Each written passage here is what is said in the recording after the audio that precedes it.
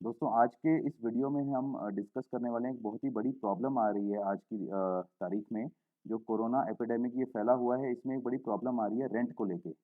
Tenants का और landlords के बीच में कन्फ्लिक्ट आ रहा है और लैंडलॉर्ड्स की अपनी मजबूरियां हैं और वो डिमांड कर रहे हैं रेंट, और टेनेंट्स की अपनी मजबूरियां हैं और वो अपनी प्रॉब्लम्स बता रहे हैं कि हम रेंट नहीं दे सकते। तो इस वीडियो में मैं डिस्कस करने वाला हूँ कि क्या रेंट देना ज़रूरी है और क्या इसका एक पॉसिबल सॉल्यूशन हो सकता है, उसके बारे में हम डिस्कस करेंगे। तो सबसे पहले तो प्रेजेंट टफ टाइम जो चल रहा है, इसमें हम क्या देख रहे हैं कि कोरोना एपिडेमिक फैला हुआ है पूरे कंट्री में। लॉकडाउन है, कर्फ्यू है कुछ स्टेट्स में मार्च 2020 के एंड से ही। बिज़नेसेस सारे क्लोज़ हो चुके हैं। जो प्राइवेट एम्प्लॉइज़ हैं, वो कई तो है उसमें अनएम्प्लॉयड है या फिर बहुत ही बेसिक सैलरीज़ पे काम कर रहे हैं।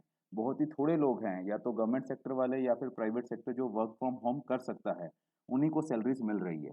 और लोगों के ऊपर एक्जिस्टिंग जो ईएमआईज़ है, व्हीकल लोन लिया हुआ है, पर्सनल लोन लिया हुआ है, क्रेडिट कार्ड की पेमेंट्स वगैरह है, उनका बर्डन तो एक्जिस्टिंग जो बना हुआ है, वो तो है ही है। और सबसे मुश्किल कंडीशंस में जो लेबर क्लास है, फैक्ट्रीज बंद होगी, इंडस्ट्रीज बंद होगी, बिजनेसेस बंद हो गए, तो ये भी बिल्कुल रोड पे ही है, इनके पास भी कुछ भी नहीं है पैसा इस टाइम। तो इतना टफ टाइम अभी हम फेस कर रहे हैं। तो प्रॉब्लम क्या आ रही है पेमेंट ऑफ रेंट को लेके? तो इसमें 2 डिफरेंट वर्ज़न हैं। लैंडलॉर्ड्स का वर्ज़न एक बात है और टेनेंट्स का एक डिफरेंट वर्ज़न है। तो हम पहले देखते हैं लैंडलॉर्ड्स क्या बोलते हैं इस प्रॉब्लम को लेके। लैंडलॉर्ड्स कुछ बोलते हैं कि हमारी जो रेंटल इनकम है, वो हमारी लिविंग ही है, लाइवलीहुड ही है। हमने जो भी अर्न किया अपनी लाइफ में, हमने एक बिल्डिंग परचेज़ की, कंस्ट्रक्शन किया और उसको रेंट पे रेंट आउट कर दिया। ठीक है? अब जो भी रेंटल इनकम आती है उसी से हमारा घर चल रहा है, और अगर हमें रेंटल इनकम नहीं मिलेगी तो हमारे पास कोई भी और सोर्स इनकम का नहीं है। वो ये भी बोलते हैं कि हमने कंस्ट्रक्शन लोन लिया हुआ है, हाउस लोन लिया हुआ है, बिजनेस लोन भी लिया हुआ है, और जिसकी ईएमआईज हमें पे करनी पड़ रही है बिकॉज गवर्नमेंट की तरफ से कोई भी रिलैक्सेशन इसमें नहीं दी गई है। रिटर्न एग्रीमेंट है, वो कहते हैं कि हमारे पास रिटर्न एग्रीमेंट है और टेनेंट्स अब इससे बैकआउट नहीं कर सकते। उनको अपनी सेविंग से देना पड़े, उनको रेंट देना चाहिए बिकॉज हमें इसकी ज़रूरत है। इवन वो ये कहते हैं कि गवर्नमेंट ने भी कोई भी किसी भी तरह की फाइनेंशियल सिक्योरिटीज़ जो है लैंडलॉर्ड्स को नहीं दी है कि रेंट के उसके रिलेटेड। तो उनका एक पूरा हक बनता है, राइट है उनका, और वो रेंट जो है पूरा अच्छे से कलेक्ट करना चाहते हैं। और एक और प्रॉब्लम क्या है कि वो ये बोल रहे हैं कि कोई सर्टेनिटी भी नहीं है टेनेंट्स। हमें मान लीजिए अगर हम 2 महीने रेंट ना भी लें तो इसकी कोई श्योरिटी नहीं है कि जो टेनेंट्स हैं, कोरोना वायरस जब ये ख़त्म हो जाएगा, एपिडेमिक ख़त्म हो जाएगा विद टाइम, ये उस टाइम पे हमें रेंट दे देंगे। इसकी कोई श्योरिटी नहीं है, कोई सर्टेनिटी नहीं है। तो कुछ वैलिड बातें लगती है अगर हम लैंडलॉर्ड्स का पर्सपेक्टिव देखें। अब इसी में अगर टेनेंट्स का पर्सपेक्टिव देखें तो वो क्या बोलता है? टेनेंट्स बोलते हैं कि हमारे पास कोई सैलरी नहीं है, बिजनेसेस सबको पता है बिल्कुल बंद है। अगर कोई मान लो किसी फैक्ट्री में, किसी इंडस्ट्री में, किसी बिजनेस हाउस में काम कर रहा है और वो वर्क फ्रॉम होम नहीं कर सकते, तो इसका मतलब है उनके पास कोई सैलरी नहीं आ रही है। पेरेंट्स बोलते हैं हमने भी व्हीकल लोन लिया हुआ है, पर्सनल लोन्स लिए हुए हैं जिनकी ईएमआईज़ तो हमें पे करनी ही पड़ेगी अपनी सेविंग से, तो हमारे पास रेंट देने को नहीं है। वो ये बोलते हैं कि गवर्नमेंट की तरफ से भी हमें कोई फाइनेंशियल हेल्प नहीं मिल रही है टेनेंट्स को। तो एक ये और मेजर प्रॉब्लम है कि गवर्नमेंट भी कोई भी किसी भी तरह की हेल्प नहीं कर रही है।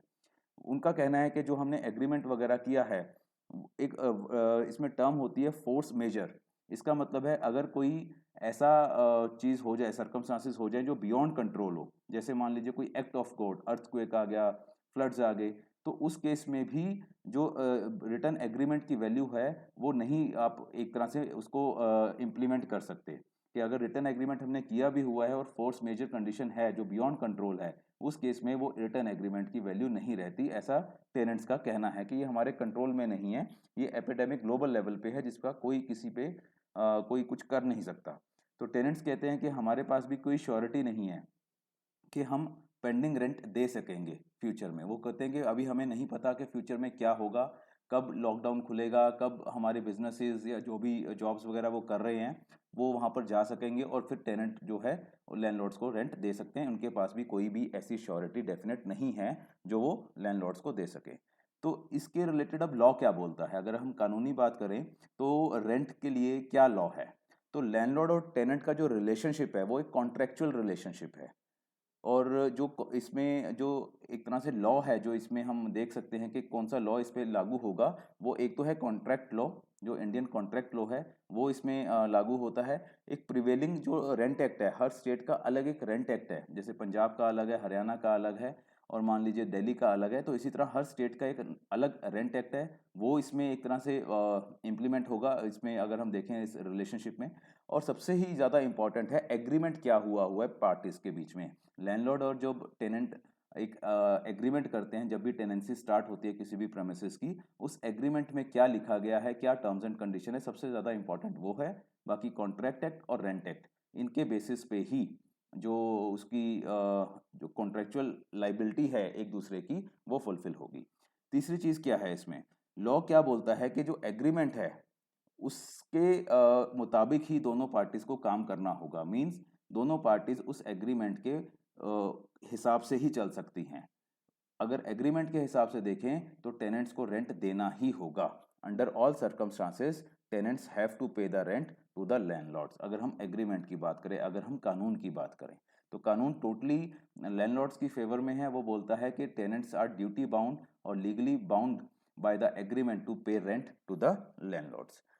बट अगर हम देखें कि अब कोरोना वायरस चल रहा है, किसी के पास पैसा नहीं है, अगर वो दे ही नहीं सकते तो क्या होगा। अगर टेनेंट जो है, एक होता है कि वो जानबूझ के नहीं दे रहे, एक होता है कि उनके पास पैसा ही नहीं है। तो टेनेंट्स अगर पैसा नहीं दे रहे हैं, रेंट नहीं दे रहे हैं, तो क्या हो सकता है, तो हो सकता है लैंडलॉर्ड्स उनको बोल दे कि आप हमारी प्रेमिसेस जो है खाली कर दीजिए।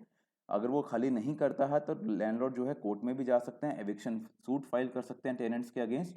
फॉर ग्राउंड क्या रहेगी, non payment of rent. Landlord जो है इवन रिकवरी सूट भी फाइल कर सकते हैं। जो भी एरियर्स है रेंट के, मान लो 2 महीने 3 महीने 4 महीने का रेंट इकट्ठा हो गया जो नहीं पे किया गया, तो उसके रिगार्डिंग वो रिकवरी सूट भी फाइल कर सकते हैं कोर्ट में। तो ये लीगल रेमेडी है जो लैंडलॉर्ड्स के पास है अगेंस्ट द टेनेंट्स। नेक्स्ट हम देखते हैं क्या क्या, जैसे हमने बात की कि वो इविक्शन सूट फाइल कर सकते हैं, रिकवरी सूट फाइल कर सकते हैं, क्या वो इतना ईजी है, तो आंसर इज यस। जो केस फाइल करना है इंडियन कोर्ट्स में वो बिल्कुल भी मुश्किल नहीं है, बहुत ही इजी है केस फाइल करना। बट इसमें कुछ ध्यान रखने वाली बातें क्या है कि एक तो कोर्ट फीस लगती है। अगर आप कोई भी रिकवरी सूट डालते हो तो कुछ परसेंटेज होता है, कहीं 5%, कहीं 7%, जो भी रिकवरी है उसकी कोर्ट फीस आपको कोर्ट में जमा करवानी पड़ती है। तो अगर टेनेंट कोई लैंडलॉर्ड जो कोई जाता है कोर्ट में और बोलता है कि मेरे हाँ 10 लाख रुपए रेंट जो है बकाया है टेनेंट के अगेंस्ट, तो उसको कोर्ट फीस भी वहाँ पर जमा करवानी पड़ेगी। उनको एडवोकेट भी एंगेज करना होगा। और एक अच्छा टाइम, तकरीबन 12 से 18 महीने, कई बार ज़्यादा भी लग जाता है, इतना तो मिनिमम लग ही जाता है। तो इतना टाइम भी लग जाता है कोर्ट से कुछ ऑर्डर मिलने में। मीन्स अगर एक डिस्प्यूट हो रहा है, लैंडलॉर्ड जाके फाइल करता है केस, टेनेंट उसको कंटेस्ट करता है, तो 12 से 18 महीने मिनिमम तो मान के चलिए कि इतना टाइम लग ही जाता है केस को डिसीजन में। और अगर उस ऑर्डर को आगे हायर कोर्ट्स में चैलेंज करें, मीन्स और डिले हो जाता है फाइनल रिलीफ मिलने में लैंडलॉर्ड को। मतलब क्या है बताने का ये चीज़ मेरा, कि एविक्शन सूट फाइल करना इजी है, बट उसका कंटेस्ट करना एक लेंदी प्रोसीजर भी है इंडियन कोर्ट्स में, और एक अच्छा खासा खर्चा भी उसके ऊपर होगा। कोर्ट फीस का भी, वकील का भी खर्चा होगा, डॉक्यूमेंटेशन का भी खर्चा होगा, और उसमें कई साल भी लग सकते हैं। 12 से 18 महीने तो मैंने बताया है जो आपको, वो तकरीबन लोअर कोर्ट में है। उसके बाद अगर हायर कोर्ट्स में चला जाए मैटर, तो अच्छा खासा टाइम वहाँ पर भी लग जाता है। तो एक तरह से लैंडलॉर्ड्स के लिए ये सब चीज़ें थोड़ा सा एक बैरियर क्रिएट करती है कि कोर्ट जाए। अगर सपोज कीजिए टेनेंट्स जो है खाली कर देते हैं, या फिर टेनेंट से खाली करवा लिया जाता है, मान लो कोर्ट के थ्रू करवा लिया जाए, या फिर वैसे ही उनको लैंडलॉर्ड्स बोलते हैं कि आप खाली कीजिए और नहीं तो हम एक्शन लेंगे, और टेनेंट्स जो है खाली कर देते हैं कि हमारे पास रेंट नहीं है देने को, तो टेनेंट्स के लिए भी मुसीबत है। टेनेंट्स को क्या करना होगा, इमीडिएटली उनको अब सर्च करनी पड़ेगी ऑल्टरनेट प्लेस, जो भी उनका रेजिडेंस है या बिजनेस है, उनको वहाँ पर अपना प्लेस जो है सर्च करना पड़ेगा। शिफ्टिंग वर्क होगा, बहुत सारा फर्नीचर होता है अगर घर की बात करें, अगर कोई बिजनेस प्रेमिसेस है वहाँ पर पूरी की पूरा आपका इंफ्रास्ट्रक्चर जो है आपको शिफ्ट करना पड़ेगा। पूरी फैमिली डिस्टर्ब होती है। अगर बिजनेस शिफ्ट हो रहा है तो पूरी गुडविल जो है बिजनेस लोकेशन की, मान लीजिए एक शोरूम है, उसको एक लोकेशन से दूसरी लोकेशन पे लेके जाना है, तो वहाँ के जो कस्टमर्स थे उनके ऑलरेडी, वो सारे डिस्टर्ब हो जाते हैं, उनकी गुडविल जो है डिस्टर्ब हो जाती है। शिफ्टिंग के एक्सपेंसेस भी होते हैं। अब दूसरी जगह अगर सर्च करेंगे तो ब्रोकरेज देनी पड़ेगी, जो प्रॉपर्टी डीलिंग होगी वो उसमें ब्रोकरेज भी होगी। सिक्योरिटी भी देनी होगी, जो नए लैंडलॉर्ड्स होंगे उनको भी सिक्योरिटी देनी होगी एडवांस में, 2 महीने 4 महीने जो भी इसमें रहता है। तो इसमें एग्रीमेंट के खर्चे भी होंगे। नया एग्रीमेंट बनेगा लैंडलॉर्ड और टेनेंट के बीच में, फिर से एग्रीमेंट के एक्सपेंसेस होंगे। मीन्स एक ओवरऑल अगर देखा जाए तो एक अच्छी खासी हरासमेंट है टेनेंट के लिए भी। हमने पिछली स्लाइड में देखा, इसमें जो सा था कि हाँ कोर्ट के केसेस वगैरह करना एक लेंदी प्रोसीजर भी है, और एक अगर देखें तो फाइनेंशियल भी इसमें काफ़ी इन्वेस्टमेंट लग जाती है। तो टेनेंट के हिसाब से देखें तो उसके लिए भी बड़ा मुश्किल है एक जगह से दूसरी जगह जाना, कोर्ट केस को कंटेस्ट करना, खर्चा भी है और रिसोर्सेज़ का भी बहुत बड़ा कंज़म्पशन है। तो पॉसिबल सॉल्यूशन क्या हो सकता है? तो अभी हमने देखा ना तो कोई गवर्नमेंट की हेल्प मिल रही है, लॉ भी देखें तो कोई ऐसा नहीं है कि किसी बायस्ड लॉ है एक तरह से अगर हम बोलें लैंडलॉर्ड्स की फ़ेवर में है, ठीक है? तो पॉसिबल सॉल्यूशन क्या हो सकता है? तो पॉसिबल सॉल्यूशन क्या होगा कि अगर पार्टीज़ जो है लैंडलॉर्ड जो हैं आपस में ही अच्छे से बैठकर बात करें, कि क्या एक पॉसिबल सॉल्यूशन हो सकता है? उनको एक म्यूचुअली एग्रीड सॉल्यूशन निकालना पड़ेगा in terms of reduced rent. जो भी रेंट है अभी तक चल रहा है, बट अभी जो टफ टाइम है इसमें उनको 2 महीने, 4 महीने, 6 महीने के लिए एक रिड्यूस्ड रेंट पे सो दैट लैंडलॉर्ड्स का भी काम चलता रहे और टेनेंट्स भी जो है ईज़िली उसको पे कर सकें। इस तरह का एक रिड्यूस्ड रेंट जो दोनों पार्टीज़ को एक्सेप्टेबल हो, ऐसा कोई सॉल्यूशन उनको निकालना पड़ेगा और जो भी इंटरिम सॉल्यूशन निकाला गया है, उसको एक प्रॉपर फॉर्म देके रिटन एग्रीमेंट कर लेना चाहिए सो दैट दोनों पार्टीज़ का आपस में एक-दूसरे के प्रति ट्रस्ट बना रहे। लैंडलॉर्ड्स को ये ना रहे कि ये हमारे पैसे नहीं देगा बाद में फ्यूचर में और टेनेंट्स को भी ऐसा ना रहे कि ये हमें बाद में किसी भी तरह से हरास कर सकते हैं। तो एक अच्छे तरह से इंटरिम सॉल्यूशन निकाल के रिटन फॉर्म में उसको एग्जीक्यूट किया जाए, प्रॉपर अटेस्टेशन हो, तो यही एक पॉसिबल सॉल्यूशन इस वक्त जो अभी एज पर सर्कमस्टांसेस है और गवर्नमेंट का जो भी इसमें हम बोले सिनेरियो दिख रहा है गवर्नमेंट की तरफ से, तो यही एक पॉसिबल सॉल्यूशन है।